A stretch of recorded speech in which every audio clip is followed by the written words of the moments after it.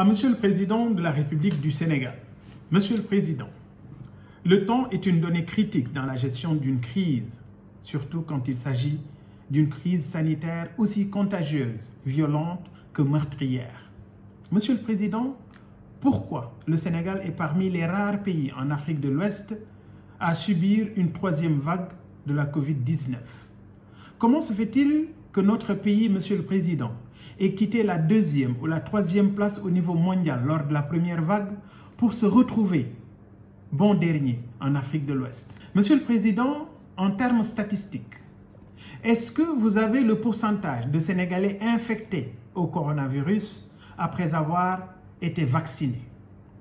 Monsieur le Président, savez-vous que dans certains centres de santé de Dakar, les services de maternité ont été fermés pour laisser la place aux malades du coronavirus?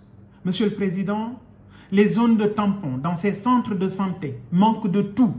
Pas de matériel de réanimation, pas d'oxygène, pas de masques à haute concentration, pas de manodétenteurs, pas de saturomètre. Et le pire, Monsieur le Président, c'est le manque d'équipement de protection individuelle pour le personnel de santé. Monsieur le Président, savez-vous que ce brave personnel de santé attend toujours les primes après les vacations dans les CTE en 2020? Les médecins, les infirmiers, les brancardiers, ambulanciers, techniciens de surface et laborantins sont, au moment où je vous parle, acculés, démotivés, contaminés. Et Monsieur le Président, il y en a même qui périssent dans cette troisième vague de coronavirus. Monsieur le Président, savez-vous que du matériel respiratoire est loué à domicile par des privés sénégalais? Pourtant, nos structures de santé manquent de matériel d'assistance respiratoire. Quel paradoxe! Monsieur le Président, quelle est la stratégie du ministère de l'Action sociale et de la Santé en cas de saturation des hôpitaux et des CTE? Monsieur le Président, savez-vous que les résultats que nous recevons chaque jour ne sont pas ceux de la veille comme on le prétend? Les laboratoires en charge des tests accusent entre 1 semaine et 10 jours de retard dans la délivrance des résultats des tests Covid-19. Monsieur le Président, pensez-vous que nos compatriotes doutent de l'existence de la maladie? Non, Monsieur le Président. C'est plutôt les paroles des gouvernants que vous êtes qui ne les rassurent plus. Monsieur le Président, pouvez-vous nous expliquer pourquoi les CTE ont été désinstallés par le ministère de la Santé et de l'Action sociale, alors que l'Organisation mondiale de la santé, déjà en novembre 2020, avait lancé l'alerte sur l'imminence d'une troisième et même d'une quatrième vague?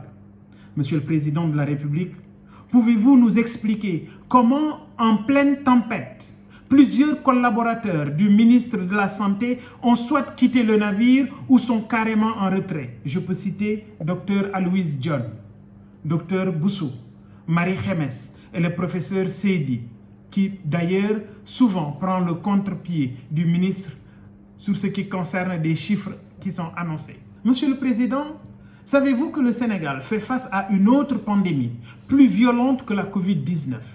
Monsieur le Président, savez-vous que la corruption, la surfacturation, les livraisons fictives et les détournements de deniers publics plombent tous les efforts de développement pour notre cher pays? Savez-vous, Monsieur le Président de la République, que le comité de force Covid-19 dirigé par le général François Ndiaye n'a rien vu sur les manigances, les surfacturations, les livraisons fictives concernant le matériel médical dans la lutte contre cette pandémie de Covid-19? Monsieur le Président, savez-vous que les 250 lits d'hospitalisation exposés devant les caméras lors de la première vague de Covid-19 au Sénégal n'ont jamais été achetés comme on le prétend, mais plutôt empruntés à l'époque à la société Ellipse Project, maître d'ouvrage des hôpitaux de Kaffrine, de Sédhiou, de Kédougou, de Touba? Allez savoir, Monsieur le Président. Monsieur le Président, êtes-vous au courant qu'un de vos ministres liés à la gestion de la Covid se serait offert 2 villas aux Almadies et à Yoff? Monsieur le Président, vous avez l'obligation de stopper le corona business.